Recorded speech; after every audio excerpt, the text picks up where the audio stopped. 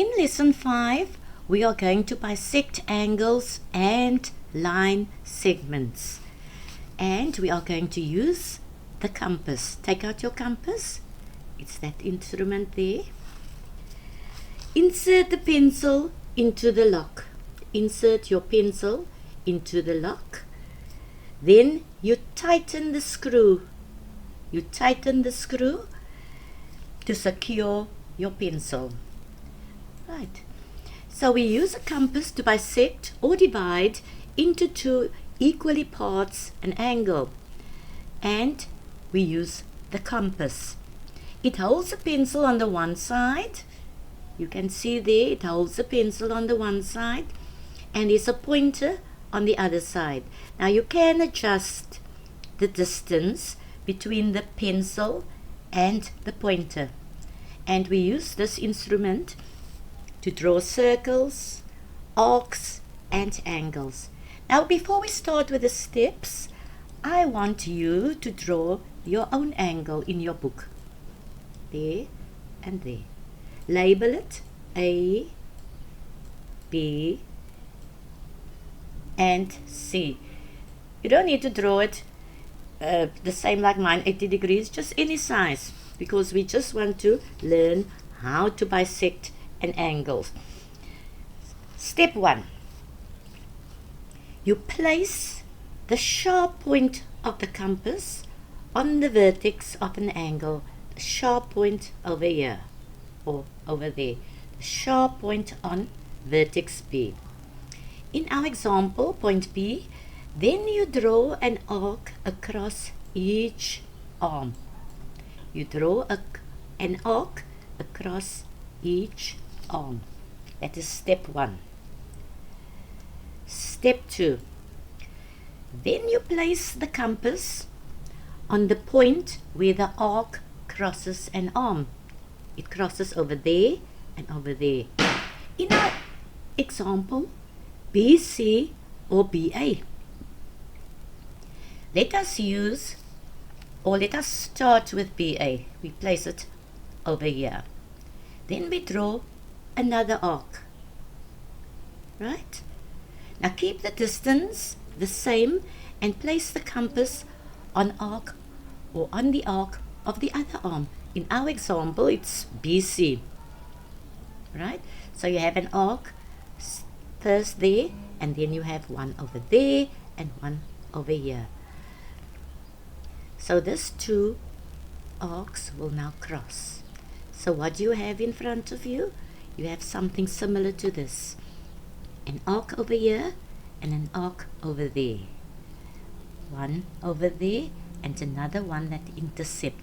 Now, where the two intercept, I want you to mark it point D. Right? Mark it point D. After that step, I want you to draw a line from B across to point D. So, with your ruler, draw a line from vertex B to the point where the arcs cross at D. Right. Let me just go back there again. So now we have two angles and they are the same size. Because my angle is equal to 40 degrees, each one of them will know my angle is equal to 80 degrees originally. So both of them will be 40 and 40. So ABD is equal to 40 degrees and DBC is also equal to 40 degrees. So that is all the steps to bisect an angle. In our next exercise, we are going to bisect a line segment. So I want you to draw a line segment in your book and mark it AB. So we can also bisect or divide in equal parts line segments with a compass. Now the steps to bisect a line segment with a compass and ruler, they are over here. We start with step 1. So you have your line segment AB in front of you. So I want you to place the sharp point of the compass on A. Right?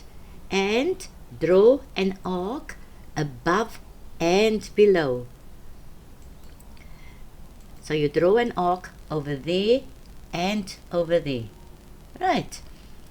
Keep the distance between the pencil and the sharp point of the compass the same. You keep that distance the same, and you place it now on point B. So keep the width on compass and place it now on point B. Draw an arc above and below the line so that the arcs cross. So we have a cross over there and a cross over here. Now with the ruler, join the points where the arcs cross. So you join it over here. That is our new line segment, CD.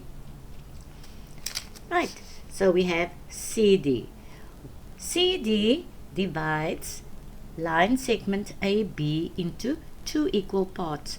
From this point to point A, that point to point B. And these two sides are equal. That's why I mark them the same. A small line there and a small line there. So the next person that look at this line segment knows immediately that this part is equal to that part there. But something else happened. This line meets this line at an angle of 90 degrees. So bisector CD has another name, and we call that a perpendicular line. So what is a perpendicular line?